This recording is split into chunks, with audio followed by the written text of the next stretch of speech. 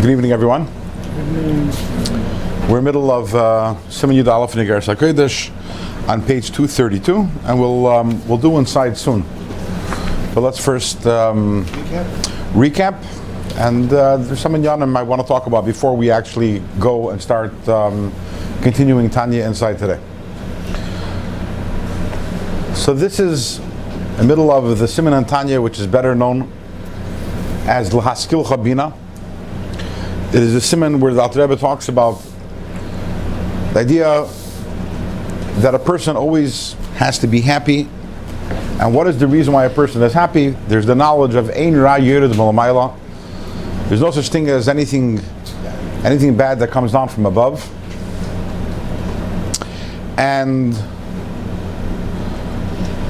if a person is to understand the concept of Yotzer Bereshis, Yotzer Lashon Hoiva, Yotzer in a present tense, that at every single moment Hashem is creating Bereshis by way of Reshis, by way of Chochmah, by way of Hashem's Chochmah, that Hashem is creating everything. So we realize that everything, every experience, every circumstance, every happening, every event, everything is directly straight from Hashem. And less asar poni minei, there is no place that's empty of Hashem. Everything is just a direct outcome of Hashem's creative energy. When a person understands that, you realize that everything that we're experiencing is really the Pnei Melech. It's the light of the Pnei Melech, of the face of the King, the face of HaKodesh Baruch Hu, and therefore Chaim, there's life and there's joy. And the Alter Rebbe therefore says, and therefore, Hamamin, someone who believes in this, page 232, a little more than halfway down from the top of the page. Someone who believes, therefore, is not perturbed by any Yisurim, no matter what suffering that person might experience. And every experience in this world, hein v'lav shavin etzloi, yes or no is the same thing. Bahashva amitis, it's truly equal. And then the Alter Rebbe continues and says, we did this last week, but to review, someone who by that person it's not the same, yes and no is not the same. So this person demonstrates and is showing that he is from the Eidev Rav. As we spoke last week, very harsh words. And what is the Geder? What is the definition of the Eidev Rav? The Eidev Rav are people who joined Klal Yisrael.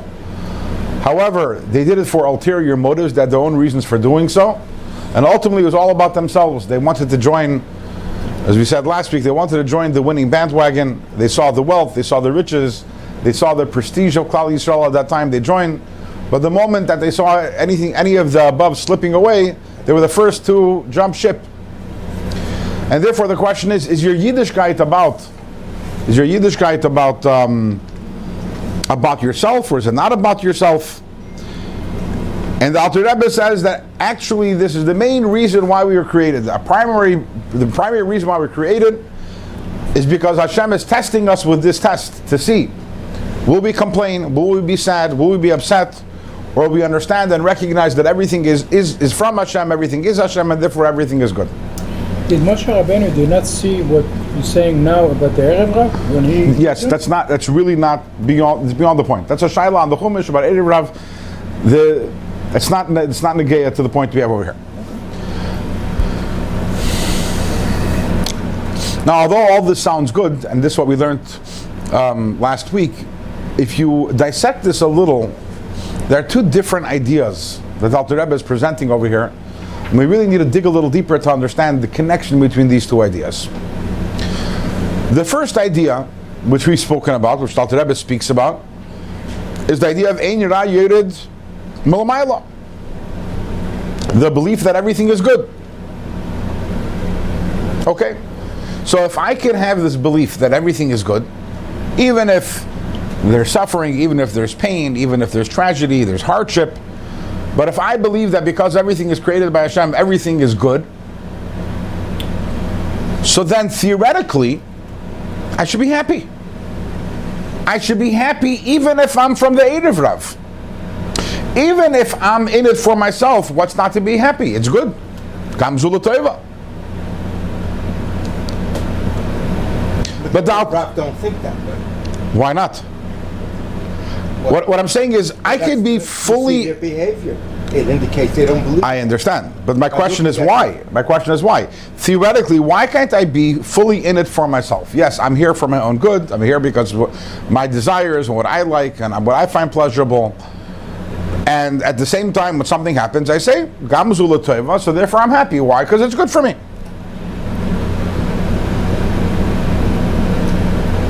There's the second element that the Alter Rebbe adds in over here. He's almost like mushing together two things. The idea of Ein Ra'yir D'Malmayla, and also the idea is, what is the purpose of my life, which Alter Rebbe speaks about earlier on in the Siman. Person should not have any desire for matters of this world. Bani Chayim Mezoyne, right? Because our Ratzon is batal b'metzias. Why can't I have a Ratzon for Inyanu Elam Hazeh and still be happy? Because I know that Gamzu l'toiva.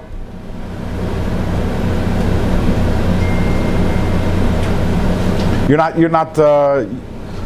If you say that something is good, there has to be an opposite to that. Otherwise, the good is meaningless. Right? You have to have something opposite to it. So if you're saying that something is good, there's something bad, which is the opposite of that. I hear what you're saying. He's contrasting. And you have to have a contrast in order to have and good. the Torah specifically says that certain things are bad. No, I mean. You said two different things. Let's start one at a time.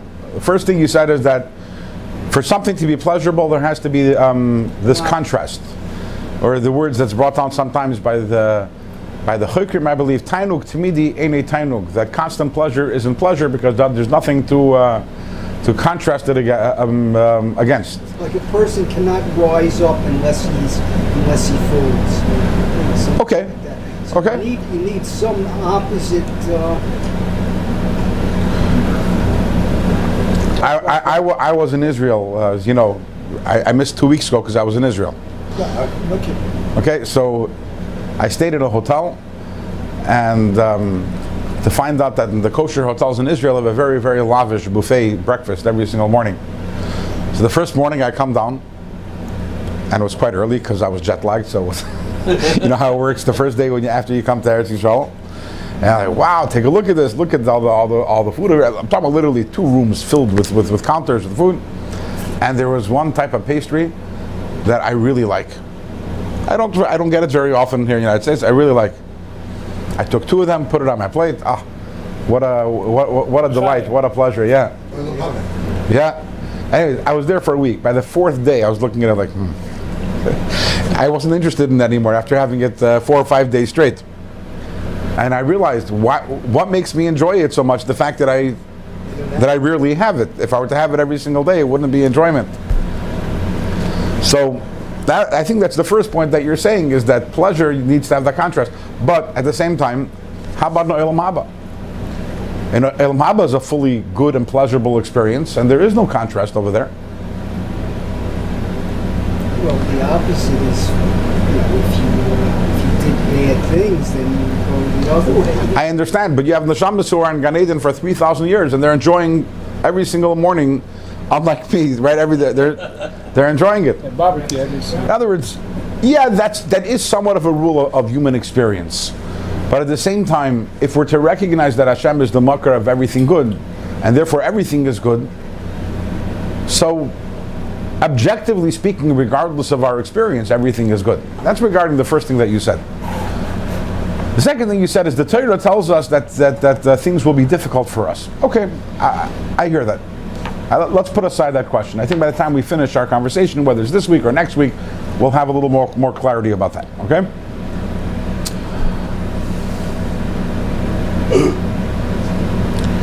In different words, if the Alter Rebbe's goal over here is that we should believe in Hashem and in Hashem's goodness and we should be happy, why is the Erev Rav relevant over here? This idea that I can't be selfish in any which way doesn't seem to be necessary for the larger thesis that the Alter Rebbe is saying. Because seemingly, again, I could be in it for personal gain. I could be somewhat self-centered or interested in my own advancement, my own pleasure, and at the same time still be completely happy and believe that everything is from Hashem is good.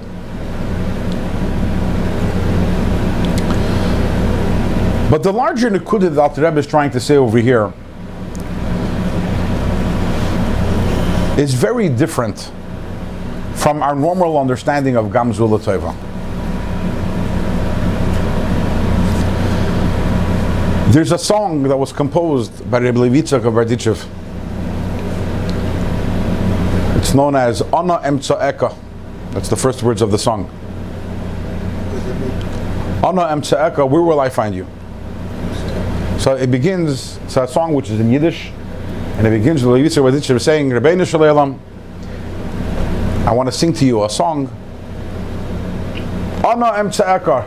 Ana Emtsaeka is a takeoff of a poem written by Rabbi Yehuda Halevi. It says, Ana Emtsaeka Rabbeinu Shalom. Where can I find you, Rabbeinu Shalom? The Ana Loi Emtsaeka Rabbeinu Shalom. Maybe the better question is, where are you not to be found? And he continues, as Mizrach do, Ma'ariv do, Tzafin do, Darim do. You're to the east, you're to the west, you're to the south, you're to the north. Maila do, Mata do, you're up, you're down. As is good is doch du, when it's good, it's you. Cholila nisht, if Chas v'Shalom is not good, It's you. it's eich du, it's also you. When as is du is doch gut. And if it's you, then it's good. Has to be good.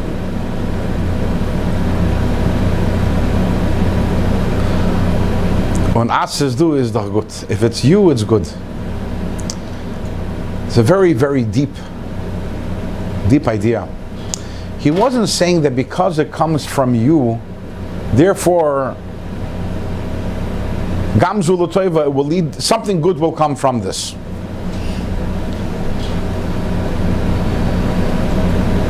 So yeah, I got into a car crash, but something good will, always looking, there's a certain transactional relationship that many of us have with Hashem. When something bad happens, okay, so what good will come from it? Something good is going to come from it.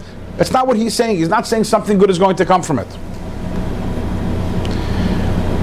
When you live in a place that you understand, that you recognize and you're aware that everything is Hashem, because Hashem is the Yetzer Bereshis, as he's saying over here, and Hashem is the ultimate goodness. Yes, it's a goodness that maybe I can't appreciate. Yes, it's a goodness that maybe I don't understand. But Hashem is the ultimate goodness. I understand that everything is good because everything is Hashem and everything is from Hashem. And I'm not looking for what's in it for me, because all I strive for, all I crave, if I can move my paradigm, that what is my life about? My life is not about Olam Hazeh. My life is not about the food and the drink and the house and the car and the bank account and the pleasure and all that. When you move the needle and suddenly your life becomes about connection to Hashem, dveikus in the Rebbeinu Shalom, and then you realize that everything that happens, every circumstance, every event, it's all Hashem. And in fact, when there is suffering, when there's difficulty, it's a deeper level of relationship with Hashem. And that's all that matters. But if you're from the Erev Rav, you can never get there. If you're from the Erev Rav, if what your aspirations in life are about physical and material comforts, I'm not talking about in a gross hedonistic way. I'm talking about even but basically, I'm here out for myself to improve my material situation. Then go tell such a person, yeah, you're suffering, you're having difficulty in livelihood, you're having difficulty in health, you're having difficulty in this area. But it's Hashem, so it's good. What do you mean it's Hashem, it's good? That's not what I'm not looking for Hashem. I'm looking for Olam Hazeh.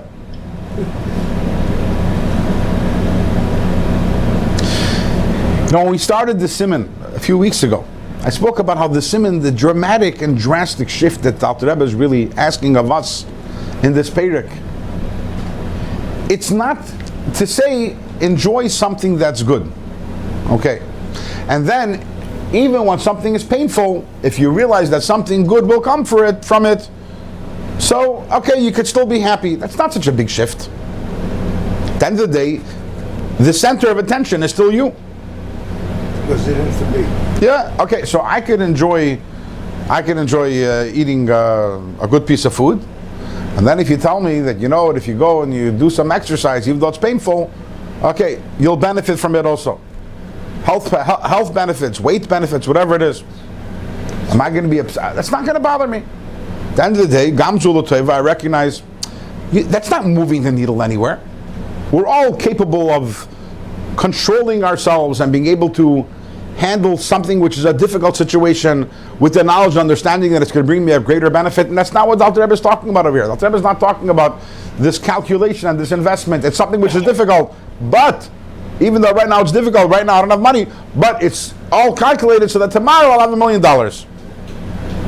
At the end of the day, then it's all about you. It remains about you. That's not batal ritzeincha.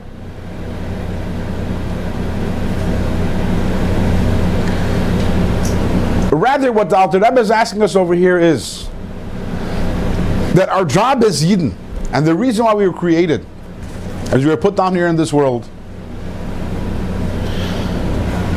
You know, there's a famous story about, I believe Rabbi Yitzchak of Berditchev, that he once turned to Hashem and said, "You did a wonderful trick on us. You put us in a world, and all the pleasures, physical pleasures, you put around us, in front of our eyes, in front of our noses, in front of our ears, and then all the spiritual pleasures you put in the Sfarim. We read about them in the Sfarim, and then you wonder why we go after the physical pleasures." He said, "Hashem, I challenge you to create the world in a different way. Put all the spiritual pleasures in front of our eyes, and then give us some books that describe for us physical pleasures, and see who's going to run after the physical pleasures then." It's not a fear, what? Not fair. It's not a fear, exchange. Rabbi Yitzchak, he was the Sanigurin Shal Yisrael. He was the defense lawyer of Klal Yisrael. So this was his way of turning to Hashem and saying, "Was willst du von uns? What do you want from us?" Yeah, But there's a truth, and the end of the day, that is the tachlis of this world. The tachlis of our creation, what the Rebbe is saying over here, to the extent that the Rebbe says that if we don't do this, noyach lo yishaloi nivra. Those are the words the Rebbe uses, which is crazy words.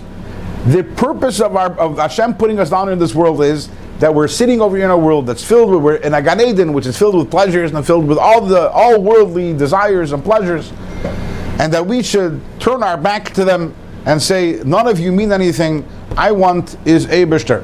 And if it's the Eibishter, then we should know that whatever comes from the Eibishter is good, and Hein V'lav Shavin, then Taka, yes and no is the same. Why? Because it's all from the same Eibishter, who is the ultimate good, a good which this whole world doesn't even begin to compare to. maybe Hashem wants to test us. See if we. Not maybe, for sure, that's what he's saying. That's what he's saying. Whether you're loyal.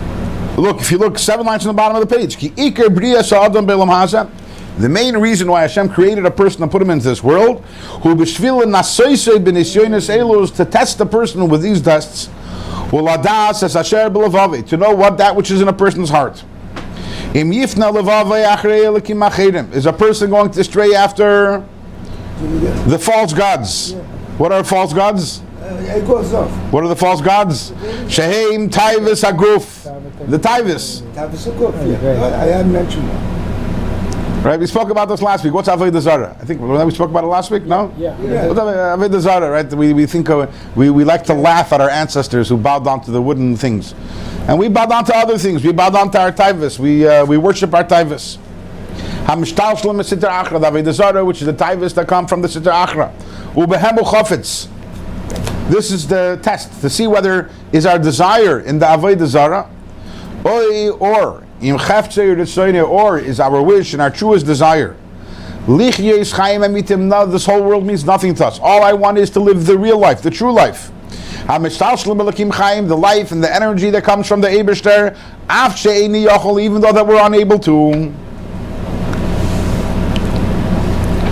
So if you see over here in the parentheses, Why any yachol? it says over here tzarechiyun, that it's difficult to understand what these words mean. What does it mean even though we're unable to? And he says be'eza kisviyad, and in some of the manuscripts of this letter, lesa teveselo, these words av sheni yachol don't exist. Yeah.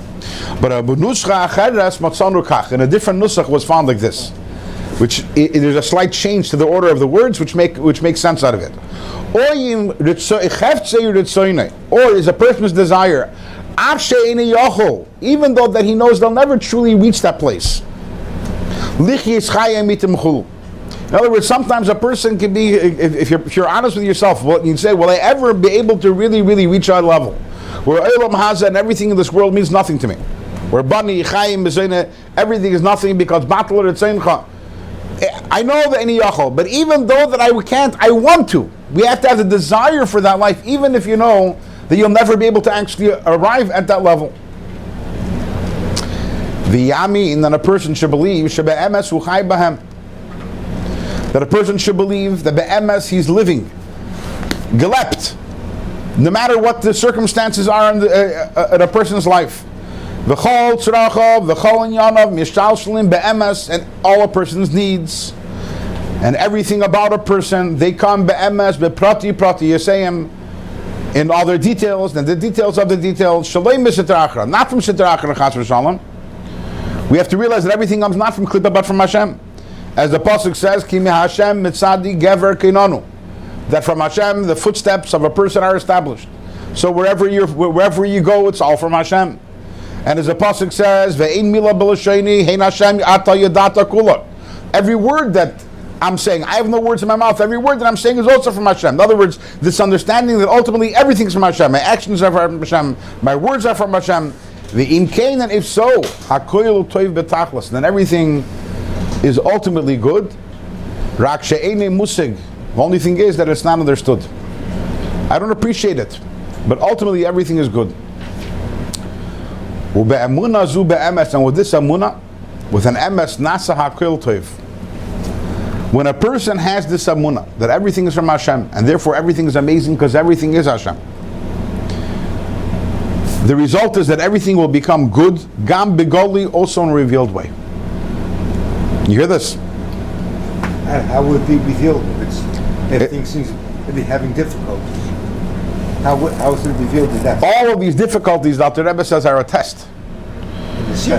Nisyonis, to know whether you're going to be bothered and complained by them, or you're going to stick with the Eibishter, your devekus on Hashem, and it's all from Hashem. And if you pass the test and you have that emunah, everything will become good bigolui. Shbe'emunah zu, because when you have this emunah, shamami, that you believe, shahara hanidme begolui, that which seems externally to be bad, but if you believe that kol chayusehu ma'atoiva elyon, that the whole energy of this comes from the supernal good, Shei Chachmasa Yizbarach She'eni Musagas, which is Hashem's Chachma, which is beyond comprehension. Via Eden Shalamaylam Elam Haba, which is the Eden, which is higher than Elam Haba, which we spoke about a few classes ago. Harei Be'emunah Zu, through this Emunah, Nichlal U'Mis'ala Be'emes Hara HaMeduma. This supposed, ostensible Ra becomes subsumed and elevated B'Toiva Elyon Haganus, and the higher hidden good, and what happens is that the person's situation becomes good l'poil. However, I want to point out, and your body language is very telling, I want to point out that although the Alter Rebbe is telling us over here that through the emunah in what we're talking about over here, when you believe that everything is good, it's not like you believe everything is good, and your whole focus is on Hashem, and therefore everything hein v'lav shavin actually, that will cause that everything l'poil will become good because you passed the test. In Chassidus, in different places, it's explained how when you have a test, the idea of a test is that it's not a reality in the first place. For example, as we know, that the Nesoyin of Akeda, Velakim Nisas Avram, that was the ultimate test. In hindsight, there was nothing there in the first place. Hashem really, all he told him was, Rashi says, take him up on the mountain and take him back down. It was something which, and once you pass the test, in hindsight, you realize There was no reality to it. And on the way to the Akedah, the Satan tried to block Avram Avinu with a river, but the moment that Avram Avinu passed the test, he went in all the way, the river disappeared. So all of the suffering in Elam Hazeh is a test, and if we pass the test, the suffering goes away. But that's not the point of the Perek. That's not, I'll get to you. Believe me, we'll get to you. That's not the point of the Perek. The point of the Perek here is not a trick on how to change a person's circumstance from that which seems to be difficulty and suffering to Toiv Gali. That's a fringe benefit. Al Rebbe is mentioning that at the end, by the way. The point of this Perek is the larger shift in a person. Where is your loyalty? Where is your, is your loyalty to Elam Hazeh and to yourself? And if so, Taka, everything that's bad is going to bother you. And any nechama you're going to come by, maybe gamzu l'toiva, but that's. Or is a person's loyalty to Hashem, is there battle or tzeincha? And once you're loyal to Hashem, you realize that everything comes from Hashem's chachma, from the Eden, which is higher than chachma, and then hein v'lav shavin etzlai. Yeah. I think the nisyana that we have here, it's bigger than Avraham Avinu, because this year's what we're living, we have more the technology and everything that Avraham Avinu did not have.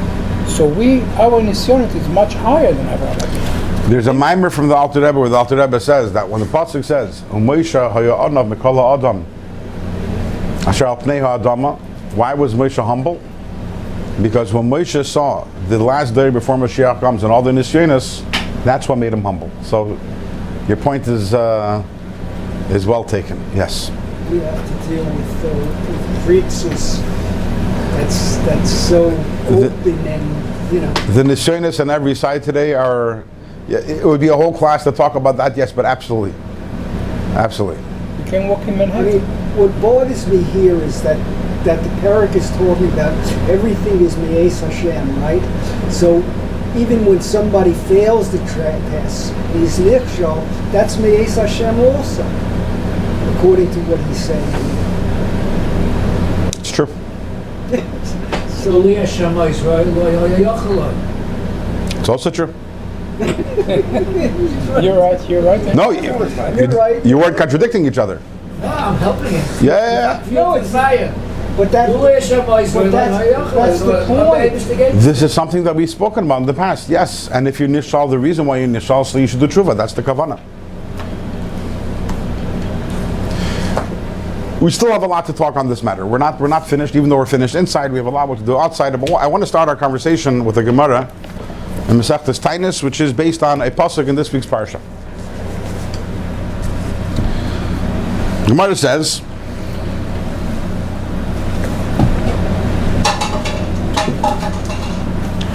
Amar Rabbi Yechanan. Rabbi Yechanan said, "My diksiv, what is the meaning of the pasuk? Ki ha'adam eitz hasada." Right, this week's parsha. What does it mean? That a person is a tree of the field. V'chi ha'adam eitz sadahu, is a person a tree? What does it mean? Elam. So Rabbi Yechanan answered, Mishum diksiv, because the pasuk says, Ki mimenu seichal. That, why are you not supposed to cut down a tree? Because you eat from its fruit. And therefore you should not cut it down. But also in the same pasuk, Uksiv, it says, that you should cut it down and destroy it. Okay, tzad. What does this mean? So the answer is, Im Talmud Chacham Hagunhu, if a person is a Talmud Chacham, who is a proper Talmud Chacham, who gives off fruit, Mimenu Teichal V'Eisei. So from that's a person from whom you should benefit. You should eat from his fruits. Don't cut that person down. Being lav, but if it's a Talmud Chacham, She'eni Hagun, a Talmud Chacham who is not proper, so Eisei Sashchis V'Charata, that's a person taka who you should stay away from. So the Gemara says.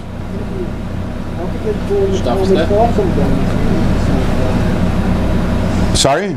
How can they call him a Talmud Chacham if he's not doing proper things? I mean, Okay. So the one question you're asking is, how can he be called Talmud Chacham if he's not doing proper things? By the time we finish, you'll have the answer to that question. But there's some more fundamental questions over here. The pasuk, the Gemara asks, Yechon says, what does it mean? Chi Adam Eitz Hasada, was a person a tree? Well, there are many similarities in human beings and trees. One of them is brought down in the Mishnah. Anyone knows a similarity between a human and a tree that's brought down in the Mishnah? What? No, maybe also, but in Psach Savas. That Misha Chachmasay Meruba Memaisav. So what's he compared to? A tree who has a lot of branches, not a lot of roots. So we have a Mishnah that explains to why Adam Eitz Hasada. Why does Rabbi Yochanan have to give us a new answer? And there are many other comparisons. It comes along Tu B'Shvat every year. There's some talk about the different similarities between people and trees. Just like a tree needs to have deep roots. A human being has to have deep roots. And many other, trees need soil on. They need water. They need sunlight. And these are all different dogmas for different things that a person needs in order to flourish and to grow. But so obviously, the Gemara knows about these different metaphors. Rabbi Yochanan knew about it. He's asking something deeper. And what does he answer? With an example of a Talmud Chacham. Why is that a better answer than any of the other metaphors or mishalim? What was the question in the first place, and what's the answer? Why is that? What's the depth over here? What's going on over here?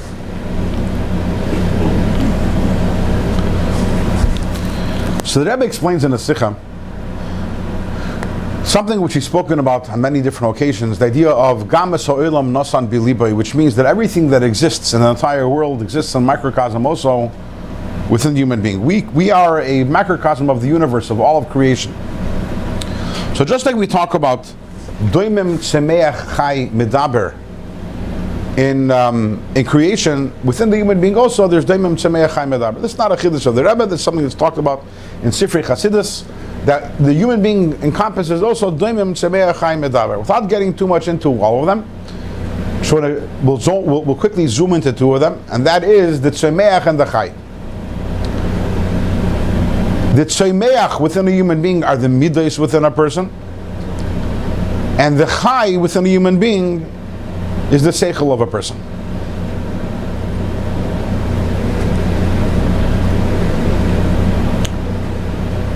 It's a connection. Tsemeach and Chai, both of them are alive.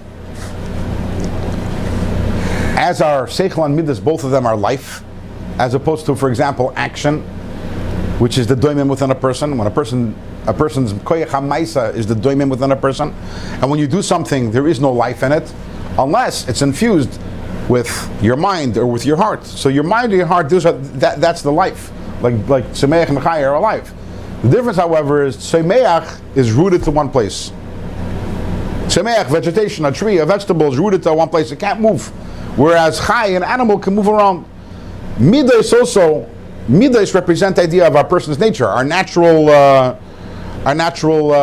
dispositions, our natural emotions. They're rooted in a certain place. The fact that a person can sometimes wander away from their natural dispositions and natures, that's because of the seichel. That's the chai which is within us.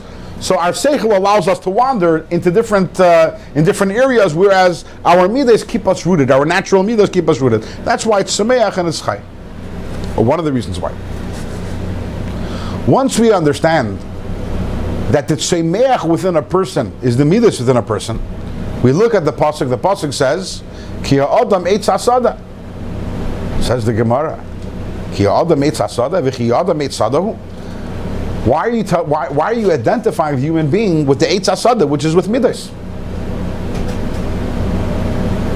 and not stam adam?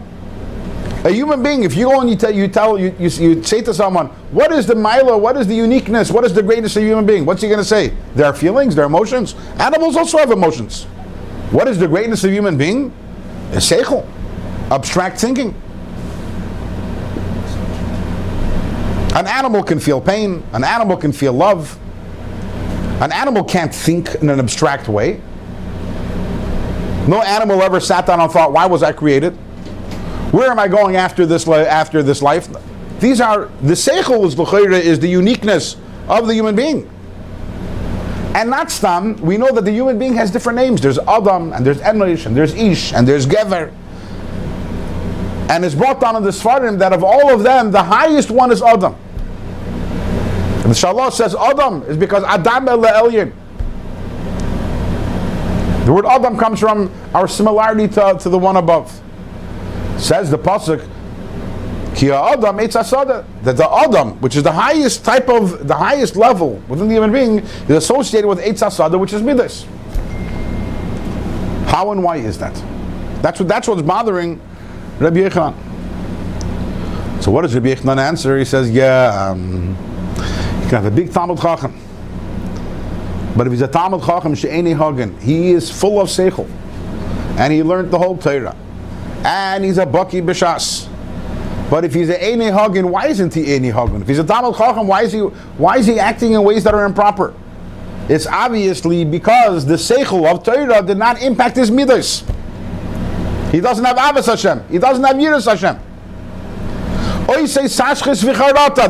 That's someone stay away from. In Talmud Chacham Hagun, who, if however, he's a Talmud Chacham who's Hagun, meaning that the Torah which he learned impacted his midas, and he has Avos Hashem and a Yiras Hashem, then that's a person they have to go and learn Torah from. So what do we see from that? The fact that Talmud Chacham she'eni hagen we stay away from, we see the Iggeres is not Seichel. Because if the Iggeres is Seichel, then who cares, Hagen or not Hagen? You say, I have to go to the smartest Talmud Chacham possible. The fact that we say there has to be a Talmud Chacham Hagen tells us that Adam Eitz Asada, that what is the main nekuda and the main job, the main tafkid of human being? Taka, you have seichel, but your job is to make sure that your seichel influences the eitz asada, the tzemeach, the midas. And if it didn't influence the midas, you only have the seichel. That's not worth anything. I think Adam is also Adama. That's why it's a sad. That's what it says in the pasuk. Or no, lav dafka. No, but there's definitely a connection between Adam and Adama. But the Shalah says also, Adam el-Elyon is a pasuk in Tanakh. One of the kings said Adam el-Elyon. I think one of the Geisha kings.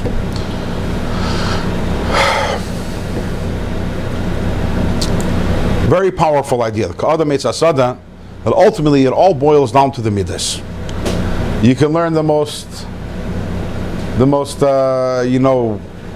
deepest ideas. But if it doesn't, if it's Talmud Chacham she'eni hagen, which means it doesn't carry down into your Maisa, and why wouldn't it carry down into your Maisa? Because there was a blockage that didn't allow it to impact your Midas. So then, the whole thing isn't anything.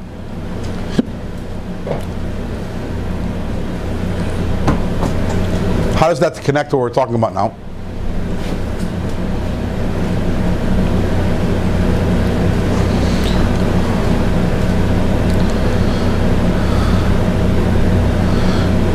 There's a letter from the Rebbe. A person wrote to the Rebbe, a chassid apparently wrote to the Rebbe about different issues that he's having. The Rebbe wrote a letter, and at the end of the letter, the Rebbe added in a few words, HaKodesh. In Yiddish, the Rebbe wrote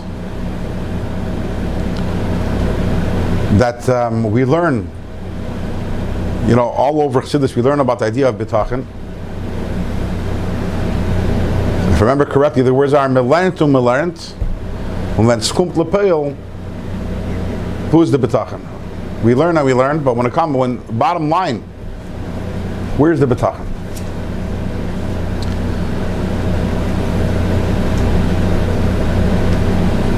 We're sitting here for the last how many years learning Tanya? We're holding now by Simon Yud Aleph and Iggeres HaKodesh. We're sitting here. Almost 5 years. Almost 5 years. You're keeping track. Yes. Okay. The first one. Okay.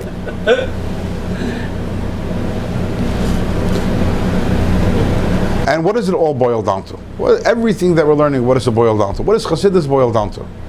Everything boils down to Einid Milvadeh. It all boils down to Avodas Hashem. And not just Avodah, first of all you have Sharichut V'Amunah, which talks about the idea of Einid Milvadeh. L'Kuti Amorim is about Avodas Hashem, but a specific type of Avodas Hashem. And Avodas Hashem are the Nefesh Alikis. With Bittul, that it's not about me. The idea of putting Hashem in the center of everything and realizing that it's not about me, the idea of Bittul. So we're learning this for 5 years, and everyone is sitting and absorbing the ideas, and it sounds so wonderful, and it sounds so good, right? Trying to. Yeah, and then suddenly we hit here a Siman Iggeres HaKodesh, the Siman Yud Aleph, where the Rebbe says, oh, and by the way, okay, the takeaway of everything that we learned for the last 5 years, let me tell you, it means that this is the way you're supposed to feel about Olam Hasa. And suddenly everyone is, what? What do you want from me? Mele the Chai, my Seichel is Einzach. In other words, you want me to understand something, to understand in a theoretical and an abstract way, and to appreciate the philosophy and the theology, that I can do. But the moment you're telling me that this actually should impact my life, and when I say impact my life, means my feelings, what is my feelings? The way I look at Olam Hasa, what I value and what I don't value, what I think is important, what I don't think is important, what I feel emotionally attached to and connected to, and that which I don't feel emotionally attached and connected to. The moment you tell me, hello, this is the bottom line of everything. The purpose and the goal of everything is batal ritzaincha. That hein v'lav shaven, that because you realize that everything is Eibishter, what happens in this world, what's make a difference? It's all Eibishter. And as is do is doch good. If it's you, it's good. Why? Because I love you. I love Eibishter. And everything else doesn't matter to me. But the moment we get there, suddenly everyone is, ooh, now you went too far. Now you went too far. Up until now it's theory. And as long as it's in theory, it's good. Now the moment you tell me the way I'm supposed to feel, actually, now that's impossible. That's impossible. You know, they say the joke about this a rabbi who was a big mechanech. He's very into chinuch, but he wasn't stam into chinuch. He was today's chinuch is not the way chinuch was 150 years ago. Today we talk about how we have to respect the children and communicate with them, and not to scream at children, and how delicate the children are. Anyways, one day the rabbi had his driveway in his house, had it repaved, and 10 minutes later the concrete is still wet. He comes out and he sees there are a few children playing in the concrete. The people just left there. He starts screaming at them. Someone walks by and goes to her and says, I don't understand. I don't understand. You're the big mechanech. You're always saying about not screaming at the kids. And the rabbi says, yes, that which I've spoken about in the past is in the abstract. This is in the concrete. Yeah. Rabbi Twersky has a good form. It says in the Torah, Vayar Yisrael es Yad HaTorah, V'yaminu Hashem K'mo Shato. But first they have to see the Yad HaTorah. That's the problem. People don't see it. That's the problem, yeah. That's the challenge. That's the challenge. But Tanya is supposed to be the Yad HaGedolah.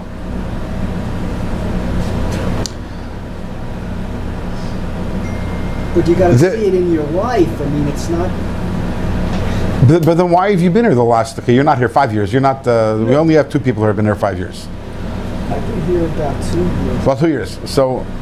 More than 2 years. Definitely, because you precede COVID by a while. That I know. But the whole point, if we're able to see it with our eyes, there wouldn't be any trick. Hashem didn't put us in Galus because He wanted us to see what's going to see Elokus.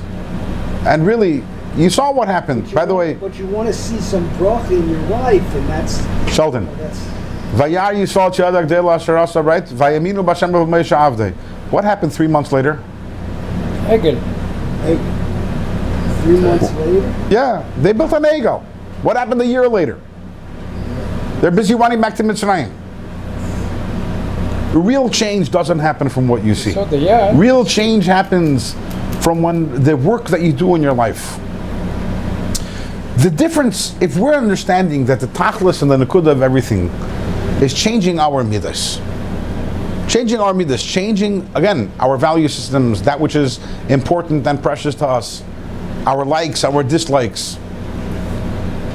The difference is that some things are, it's easy if you tell me, oh, it's Elul, blow shofar. Okay, I'll blow shofar. What else you want me to do? Check it, Mata Ephraim, check it films. I'll check my films. What else you need to do? In Chabad, we say 3 kapitel Tilm every day. I can do that. Good. All these things. When it comes to an action, it's like a a checklist, right? Check, check, check, check. In Midas, there is no checklist. At no point did the person say, ooh, Siman Yud Aleph, check. It's a journey of a lifetime.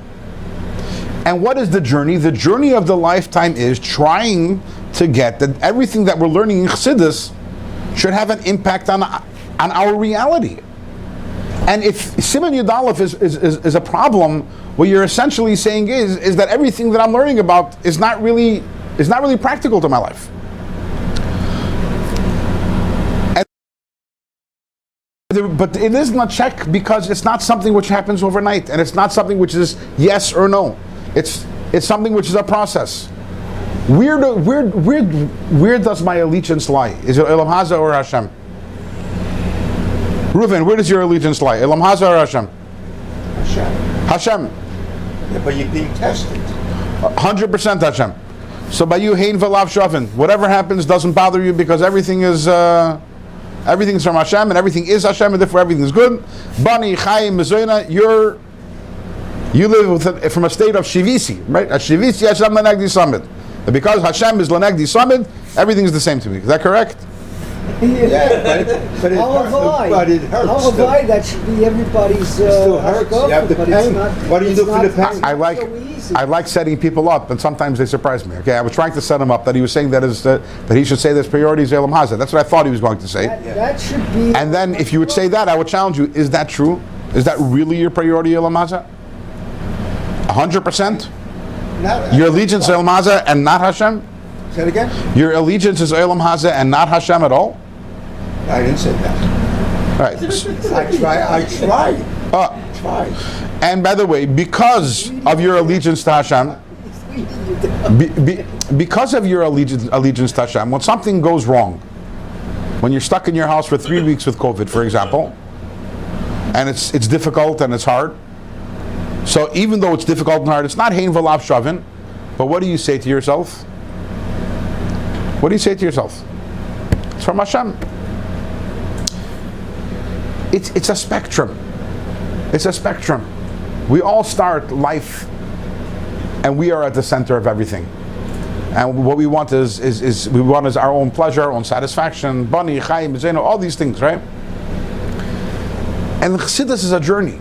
And the Alter Rebbe in Siman Yud Aleph is kind of describing the end of the journey. In other words, once if you've completed the journey, which he ends off the page saying, Af she'eni yachol, no one here is going to finish the journey.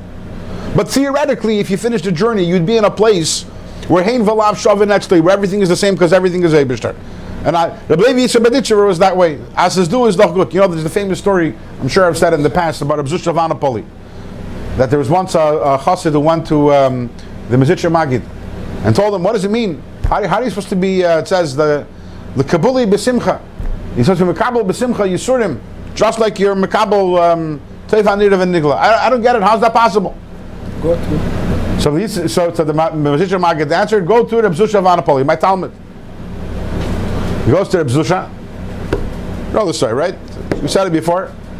And Rabbi Zusha was a known Meduke B'Yisurim. He was known to be someone, he had no money, he had no health, his family had no health.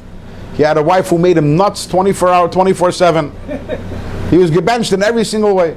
And he went and he observed this chassid went and observed what's going on by Rabbi Zusha. And he said, I get it why the Mezitcher Magid sent me here. If there's ever a person who might have the answer to my question, it's going to be Rabbi Zusha. And after being there for a little while, he turns to Rabbi Zusha, says to him, why did you come? He said, my teacher sent you. He said, our teacher sent me to you. And what is it? To find out from you how you're supposed to be Mekabel Yisurim B'Simcha B'Ahava.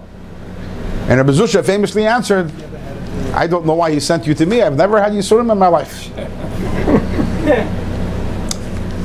Now that's Siman Yud Aleph, Hein V'Lav Shavin. That's what the Alter Rebbe says. That Hamamin lo yachush b'shum davar b'elam. That someone who believes, why? And b'chol inyan elam has the Hein V'Lav Shavin. That's the b'ashva amitis. The Alter Rebbe says everything in this world. Reb Zusha lived that. We'll never get there. Alter Rebbe says it then. Af she'eni yachol. Right? We know, but we should aspire to that. And aspire to that is not I'm here, it's there.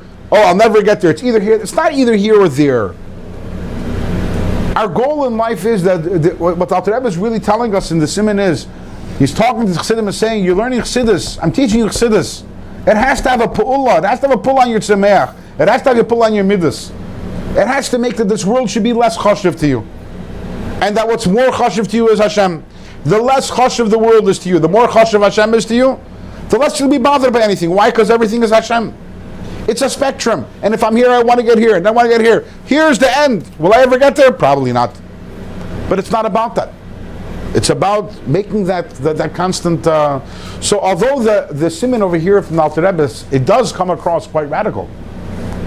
But really, if you think into it, it's the natural outcome of everything that we've been learning for the last bunch of years. The only thing is, the Alter Rebbe suddenly is knocking us over there and saying, hello. I don't mean this in theory, I mean it in concrete.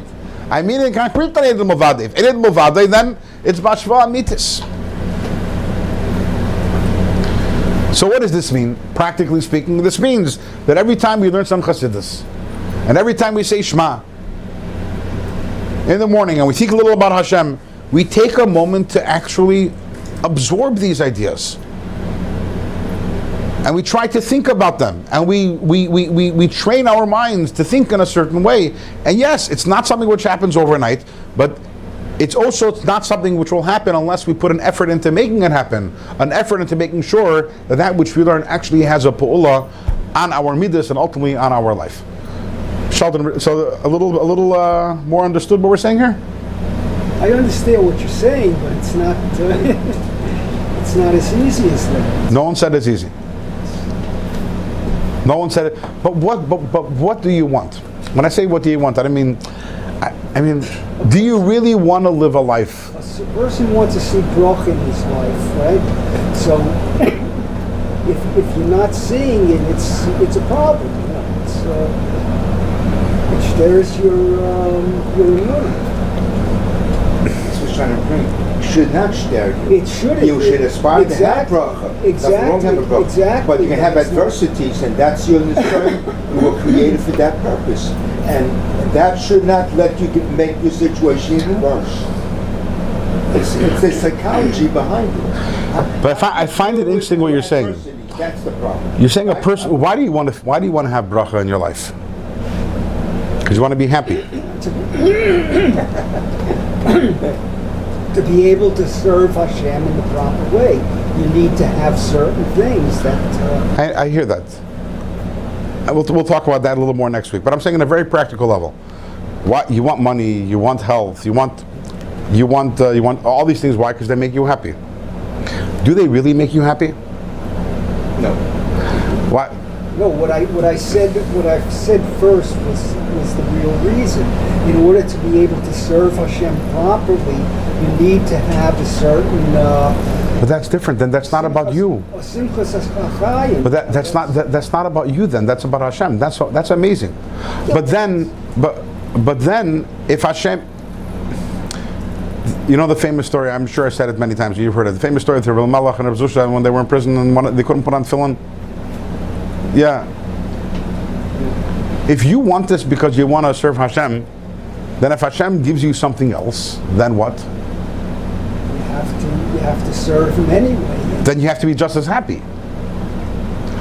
And if you're not, then what is that saying? Then it's not really about serving Hashem, it's about yourself. Yeah, that's it. But ironically, if you're looking for happiness, the greatest happiness is found in this Perek. Because if your happiness comes from Bani Chayim Mezayna, or anything in this world, there's always ups and downs. Where's the ultimate happiness? If you can recognize that the ultimate good and greatness is Hashem, and everything is Hashem, there is no ups and downs. That's the biggest constant that there is. We learn that you have to serve Hashem, even if He takes away your nefesh, even if He takes away your lave, and if He takes away all your money, you still have to serve Him. Right. You still have to love Him. You still have to love Him. Right. Why? Because He's more important than all these things. Right. But can we have that even when we have the money, and even when we have our life, and even when we have everything? Can we still love Him more than these things that we have? Or does He have to take it away from us in order for us to love Him more? There's a certain... person has to have a certain simchas achayim. If he doesn't have that, then it's not. But Siman Yudal, to the contrary, the Alter Rebbe is saying over here, that's why you have the ultimate is about simcha. He talks here how the Mekabalim say that anything which is not simcha to stay away from. This is a recipe for simcha. There are certain things that are standard in order to allow a person to do what he has to do. Good. And if you don't have that, it's not. It doesn't work. It does work. It just takes Avodah. It does work. That's what you're saying is the natural way of thinking and looking at it. And the Alter Rebbe says it does work, but it takes Avodah to get to there. Mir Hashem will continue on this topic a little more next week. Have a good Shabbos, everyone.